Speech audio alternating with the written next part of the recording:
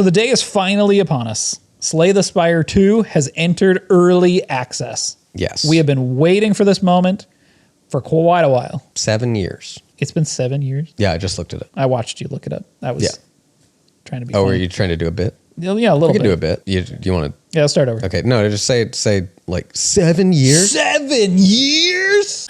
Distraction makers. So we're going to talk about Slay the Spire 2 today, but before we get into that, we wanted to talk through why Magic players specifically might be interested in Slay the Spire 2. Let's start with sort of explaining the lineage that Slay the Spire is a part of. So Slay the Spire is, as a lot of people know, a deck builder, a digital deck builder. Origins of deck builders stem back from the game Dominion. Dominion was a game that was built with the idea of what if you could do Magic drafting, but you draft your deck while playing the game. Quick synopsis of Slay the Spire, if you're not familiar with it. Slay the Spire is a digital deck builder where you select a character with a passive ability at the start of each run, and each character has sort of unique card pools associated with them, like their own color of Magic. So then after you've sort of chosen your character, you're going to be navigating sort of this map that is you ascending the spire. So you're going to choose which sort of directions you're going to go and which enemies you're going to face along the way. So there's sort of some opportunity cost decisions that get made along the way that will affect your deck's strategy. Where the deck building aspect comes into play is that after each monster you end up fighting, you get the option of drafting one of 3 different cards. So because Slay the Spire is kind of in the lineage of drafting Magic, we can use some of the similar heuristics that we would use while drafting Magic to help us sort of navigate while playing a game like Slay the Spire. So one of the sort of foundational first level heuristics for drafting Magic is something that players refer to as like choosing a lane or finding your lane, which basically means that like as players are passing cards around to each other, you're reading the signals from the other players and then you're drafting cards that are lining up with the rest of the strategy of your deck. Something else that Magic players will kind of find familiar here is that there are sort of like signpost uncommons. Slay the Spire is separate. Their cards are separated into common, uncommon, and rare. So just like any other resource management game, Slay the Spire also utilizes, at least loosely, what we refer to as the strategy circle, which means rush, economy, and defense. Rush means you are doing something to win the game now in this moment. You could also just refer to this as attack, I think, in Slay the Spire. Economy means that you are investing resources in getting more resources later. So this would be investing in something that either gets you more energy or more cards in Slay the Spire. And then defense is basically stopping your opponent from beating you. So armor or debuffs or maybe healing yourself, those kinds of things. Okay, so let's talk through some of the play patterns of the different classes. Ironclad, the Silent, and the Defect are returning from Slay the Spire 1. And then we have some new characters for Slay the Spire 2, which are the Regent and the Necrobinder. We're going to talk mostly about Ironclad and Necrobinder because I think those are the 2 that we've kind of played the most. What we've kind of been noticing is that each class generally has some sort of a strategy or some sort of a lane that it can go down that fulfills some subsection of the strategy circle of econ, rush, defense. Some classes, it seems, are going to be better or more efficient at doing one versus the other. A good example of a defense strategy that Ironclad has as one of its lanes that it can go down is block. So it's one of the only characters, maybe the only character, that really takes block and then turns it into sort of an offensive ability. Normally block prevents your opponent from going, or the enemy NPC in this case, from going and destroying you and taking out your health. But there's a handful of cards that you can draft that sort of take that strategy, take that lane, and allow you to now turn that into a win condition, essentially. So one would be like the common card Body Slam, allows you to deal damage to the enemy equal to the amount of armor that you've gained. The uncommon for this would be something like Flame Barrier, that it gives you 12 block right off the bat, which is pretty high. But then it also says whenever you're attacked this turn, it deals 4 damage to your enemies. And then the rare for this would be something like Barricade, that just makes it so that normally your block goes away in between turns, but Barricade is a power that essentially now is permanent for the rest of combat that says your block doesn't go away. So you can just stack block up forever and then body slam someone for 100 armor or something. Yeah, and it does seem like Ironclad it makes sense for it to be sort of the starting character because its sort of lanes are a bit more straightforward and tend to kind of overlap with each other a bit more easier than some of the other classes do, where like, yeah, if you're picking up defense, you're picking up attack. Generally speaking, those cards kind of just do what they say on the tin, right? Like they just, they block damage, they help you do damage. and you're less concerned about like sort of tight synergies between cards, so that Ironclad's lanes get to be a little bit more loose. A solid example of this is like, I'm pretty sure its general rush strategy is that it's just attacks. Everything else is almost some sort of a unique specific trait the class has, but this is just get attack cards, because there's cards that synergize with attack cards, saying if you play attack cards, then this attack card does a different attack card thing. And it's like, okay, well, that's all I'll get then. And the other thing to keep in mind here too is that like your life pool is one of the resources that you're managing. And so having a lot of blocks makes sense, but also being able to defeat your opponents very quickly can also keep them from attacking you. One of the things that Slay the Spire popularized was this idea of the enemy units telegraphing what they're going to do next. And so you can kind of choose which enemies you want to play your cards on to defeat them before they get to attack you. And so if you're loading your deck up with a lot of attack cards, that can actually kind of work as sort of a defense in that you can defeat them before they get to impact your life total.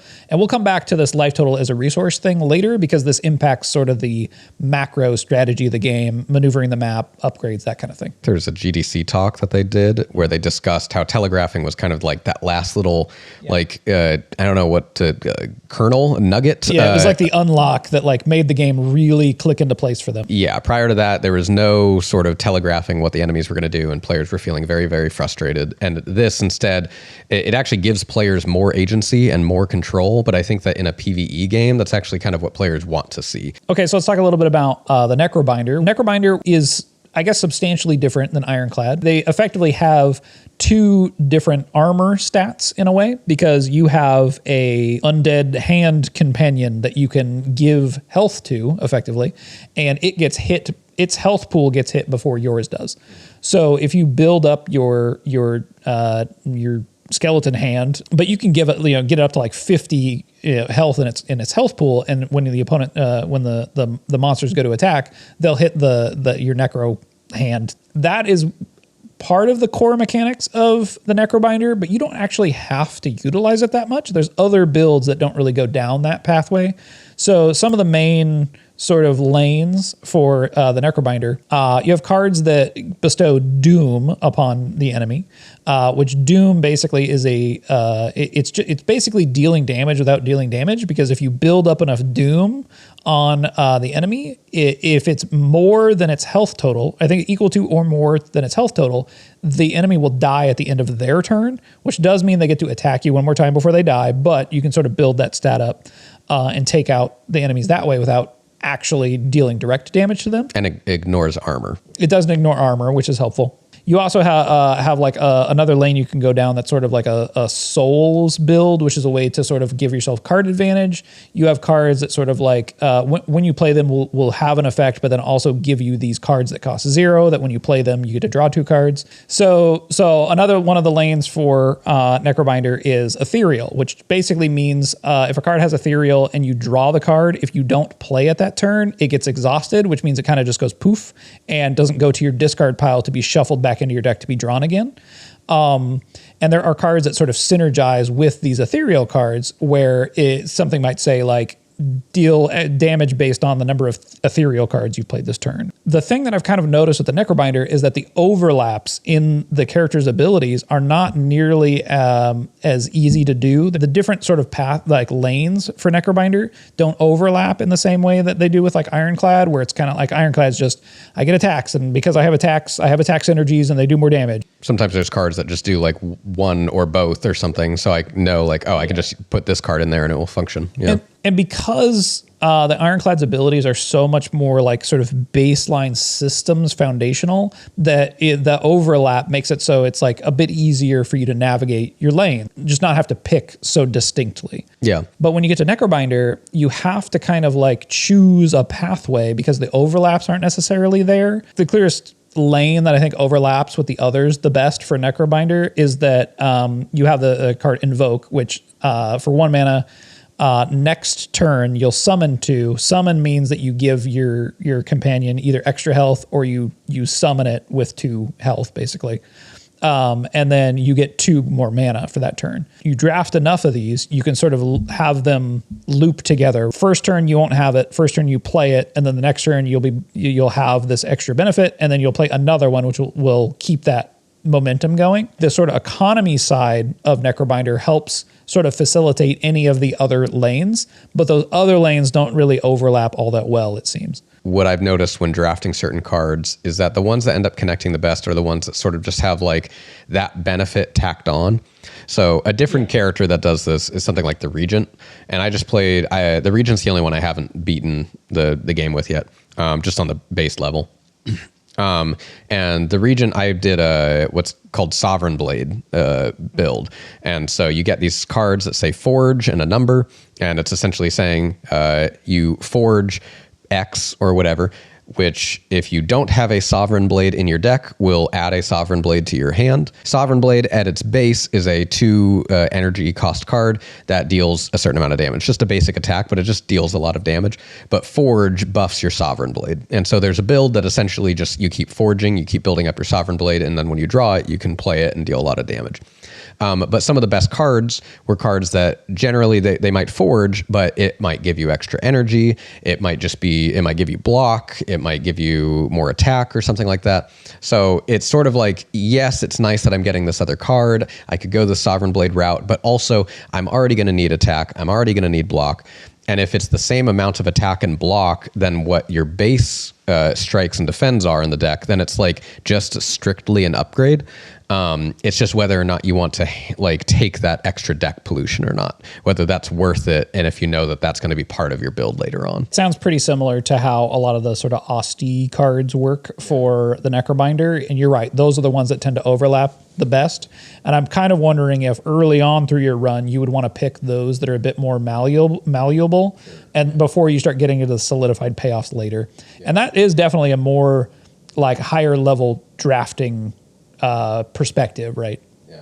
Where you're trying to stay a little bit looser early, and then you can move into your lane more solidly later. I think next maybe we'll touch on some of the other sort of macro level resources that you manage. Part of the through line between sort of the different like pieces of Slay the Spire, where you're fighting these enemies and you're building your deck, and then you're sort of navigating the spire right as you're climbing it. The resource that is kind of the one resource that is kind of connected between both of these is your life total. Managing your life total is sort of the first level heuristic, where sometimes you can take damage and you can kind of balance how much you've taken versus how much you can risk as you're navigating the map. Because when you get to the final boss of the floor and you beat that boss, you'll get all of your health back when you get to the next stage. Right. But as you're navigating the map, you're also choosing, like if you go to a campsite, you can either choose to rest, which would let you recover some of your health, which I think this is one of the only like consistent ways that you can recover health. Yeah. There's very few ways that you get health back. And the opportunity cost of doing that is that you could instead upgrade one of your cards, which just makes it, whatever effect it has, makes it stronger in some way. And so that would, especially if you've found your lane, upgrading your cards is one of the things that's going to help lead to success. So really, you want to try not to rest as much as possible, right? If you do, like if you have to rest, that might indicate that your deck is not going in a particularly great direction. And there is some, sort of risk reward to, depending on how you're constructing your deck, where if you wanted to play, let's say, a lot of attacks and you're trying to kill enemies really fast, you're willing to take one hit or something like that before you kill someone. That's fine if you feel confident you could kill the boss at the very end and then just heal right back up. Then you could just go ahead and still upgrade at every single campsite, knowing that that's just what your deck is doing. Right. And on the flip side, if you're building a more defensive character, you're sort of protecting that life pool as much as possible with playing armor, so that you're not, like, the enemies might be attacking you, but they're not actually dealing any damage, so that you can build up, whatever your effect is, whether it's Doom with Necrobinder or whatever. I think the only drawback to this, though, is that there isn't necessarily a reward for you going more risky. The risk that you take by trying to rush enemies down is that you might end up taking damage, right? You might end up having your health be taken lower than you want it to, and then you die and you have to reset. The risk of you having a lot of defenses, there's certain enemies that I think will punish you depending on what your particular build is, but on average there isn't anything that's necessarily like stopping you from playing very defensively and just sort of pinging the opponent down slowly. This I think is seen very acutely in the Necrobinder because the Doom ability doesn't actually deal damage. It sort of has to build up over time, and the enemy dies at the end of their turn, which means that you can't like use your Doom ability, well, except for one, because there's like a rare payoff that will kill them outright if they have enough Doom.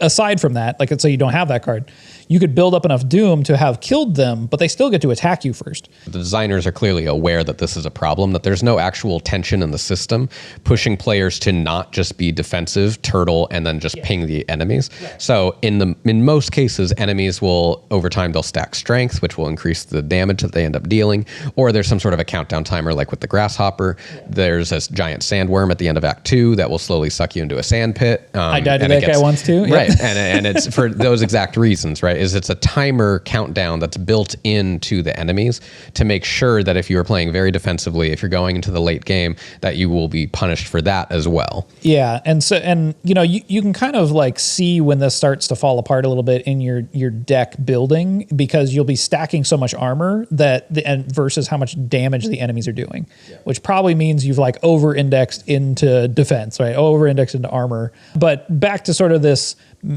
managing of the sort of macro, the zoomed out view of the game that influences the rest of the game. Another area that you're managing is how much money you have. And you get money from defeating enemies? Yeah.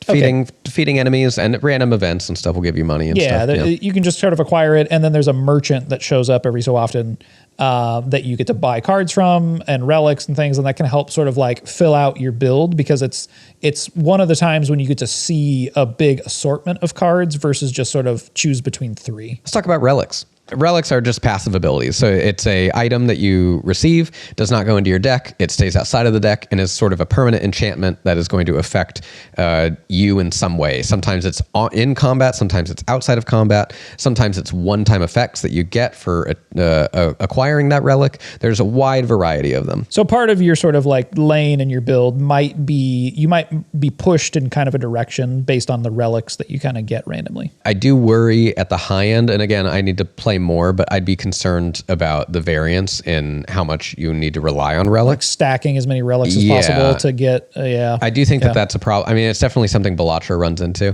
It's not a huge issue because these games are PvE. It's whether or not you as a designer have a problem with someone deciding really early on that if they don't get the relic they wanted in the first 3 turns of something, that they're just going to reset. There's a few other signals, I think, that might lead somebody to that kind of problematic play pattern of like, I've made it like, I know that if I had to rest at the first rest site instead of upgrading a card, that my run is probably off to a bad start, and I'll just restart because I'm not that invested yet. Yeah. And so you want to make sure you're sort of getting players past that first sort of hump so that they feel like they should push through the run if something goes wrong. Just to kind of wrap things up, I guess, Slay the Spire, great game, definitely worth checking out. Yeah. Masterful design work in this game. A few little hiccups here and there, but overall, like 10 out of 10. And I'm excited to see how they continue to add to it as early access continues. If you enjoyed listening to us talk about Slay the Spire 2, please feel free to give us a like and a subscribe, maybe a comment down below. If you want to slay the Spire, join our Discord. No, we don't have that in the Discord. Oh. You can play multiplayer in Slay the Spire 2. You can meet people in our Discord. You can do that. That's true. You can do that. Yes. Links is in the description. Thanks for watching. We'll see you next time. We didn't even talk about co-op. Bye. We didn't. Shit.